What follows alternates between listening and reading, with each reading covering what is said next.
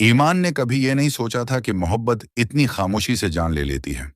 वो मोहब्बत जो शोर नहीं मचाती, बस आहिस्ता आहिस्ता सांस रोक देती है। शादी के शुरू के दिनों में फिराज उसके लिए सब कुछ था। वही सुबह की पहली आवाज, वही रात की आखिरी बात, बात बात पर ख्याल रखना, जरा सी थिकन देखकर पानी ला देना, और हर बार ये यकीन दिलाना कि तुम हो तो सब कुछ है। ईमान ने भी दिल के सारे दरवाजे फराज के लिए खोल दिए थे। उसने अपनी दुनिया, अपनी ख्वाहिशें, अपने ख्वाब, सब कुछ इस एक रिश्ते पर कुर्बान कर दिया था। वक्त गुजरता रहा, घर बज़ाहिर आबाद था, मगर अंदर कहीं एक खाली जगह बनती जा रही थी। ईमान मां नहीं बन पा रही थी। शुरू में किसी ने कुछ नहीं कहा, मगर खामोश नजरें सब कुछ कह जाती थीं। ससुराल की औरतों के जमले, आधी बातें, आधे ताने, और फिर आहिस्ता आहिस्ता फराज की वो खामोशी जो सबसे ज्यादा तकलीफ देती थी। वो पहले जैसा नहीं रहा था। बात कम, बेरखी ज्यादा, सवाल कम, शिकायतें ज्यादा। ईमान खुद को कसूरवार समझने लगी। हर खुशी में अधूरापन, हर मुस्कुराहट में खौफ। रातों को जब सब सो जाते, वो अकेली जाए नमाज पर बैठ जाती। सजदे में उसके आंसू टपक कर जमीन को गीला कर देते। या अल्लाह, मेरा घर बचा ले। या अल्लाह, मुझे मां बना दे। मैं सब कुछ सह लूंगी, बस मेरा रिश्ता न टूटने देना। इसी दौरान फिराज की जिंदगी में नौशीन दाखिल हो गई। नौशीन की हंसी में बेफिक्री थी, उसके लहजे में आजादी। वो सवाल नहीं करती थी, शकवा नहीं करती थी। वो फिराज को वो सब देती थी जो इस वक्त ईमान से छन चुका था। तौजा, तारीफ और खुद को अहम महसूस करने का एहसास। फिराज आहिस्ता आहिस्ता बदलने लगा। वो बातें जो वो कभी ऐमान से शेयर करता था, अब नौशीन के लिए मखसूस हो गईं। ऐमान सब महसूस कर रही थी। देर से आना, मोबाइल छिपाना, बात बात पर झंझलाहट। मगर वो यकीन नहीं करना चाहती थी। वो सोचती थी शायद ये सब उसकी अपनी कमजोरी है, शायद वो वहम कर रही है। फिर एक दिन सच उसके सामने आ खड़ा हुआ। ईमान ने हिम्मत जमा करके फराज से सवाल किया। आंखों में आंसू थे, आवाज कांप रही थी। उसने हाथ जोड़कर नहीं, मगर दिल जोड़कर बात की। उसने फिराज को अपनी मोहब्बत का वास्ता दिया, अपनी वफादारी याद दिलाई, वो दिन याद दिलाए जब वो एक दूसरे के बगैर जीने का तसव्वुर भी नहीं करते थे।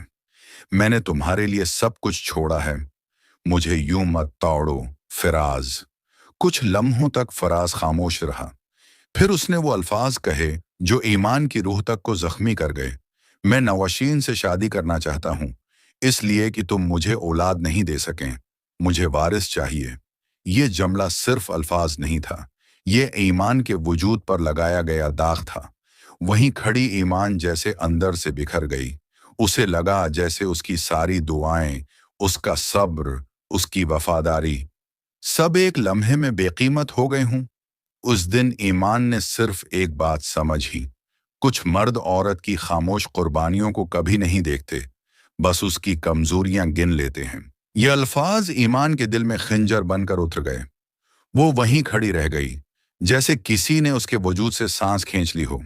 औलाद नहीं दे सकें, ये जमला बार बार उसके कानों में गूंजता रहा। वो खुद को कसूरवार समझने लगी। उसने अपने आप से सवाल करने शुरू कर दिए। क्या वाकई उसकी कमी ने उसका घर तोड़ दिया? क्या उसकी सारी मोहब्बत, वफादारी और कुर्बानियां सिर्फ उसी एक कमी के सामने बेमानी थीं? उस दिन के बाद उसकी दुआओं में अजीब सी बेकरारी आ गई। वो रूठी रही, गड़गड़ाती रही और अल्लाह से मांगती रही। कभी सजदे में पेशानी रखकर, कभी आंसुओं में भेगी जाए नमाज थाम कर। वो बस एक ही दुआ दोहराती, या अल्लाह, अगर मुझ में कोई कमी है तो उसे पूरा कर दे, मुझे मां बना दे। अगर तूने मेरी किस्मत में कोई खुशी लिखी है तो मुझे औलाद दे दे, मैं सब कुछ सह लूंगी, बस मेरा घर बचा ले। और फिर अल्लाह ने उसकी सुन ली। एक दिन ईमान हस्पताल की राहदारी में खड़ी थी। हाथ में रिपोर्ट थी, मगर हाथ कांप रहे थे। आंखों में आंसू थे, मगर वो खुशी के थे। डॉक्टर के अल्फाज अभी तक उसके कानों में गूंज रहे थे। मुबारक हो, आप मां बनने वाली हैं। इस लम्हे ईमान ने आंखें बंद करके शुक्र अदा किया। उसने सोचा, अब सब बदल जाएगा। फिराज रख जाएगा। नौशीन पीछे हट जाएगी। ये बच्चा इसके टूटते हुए घर को जोड़ देगा। वो इस खुशखबरी को दिल में संभाले फिराज के पास जाने की तैयारी ही कर रही थी कि किस्मत ने उसके लिए एक और जख्म तैयार कर रखा था। ईमान को पता चला कि फराज पहले ही नौशीन से शादी कर चुका था। ये खबर उसके लिए मौत जैसी थी। जमीन जैसे पांव के नीचे से निकल गई। सांस लेना मुश्किल हो गया। वो समझ नहीं पा रही थी कि रोए, चीखे या बस वहीं गिर जाए। इसी सदमे के दिनों में एक और सच इसके सामने आया। नौशीन हामला थी। ये सुनकर ईमान बिल्कुल खामोश हो गई। न आंसू, न चीख, न कोई सवाल। एक तरफ उसके अंदर जिंदगी पल रही थी और दूसरी तरफ उसकी सौतन मां बनने वाली थी। वो भी उसी मर्द की जिसने ईमान को बांझ कहकर छोड़ दिया था। ये तजाद उसके दिल को चीर कर रख देता था।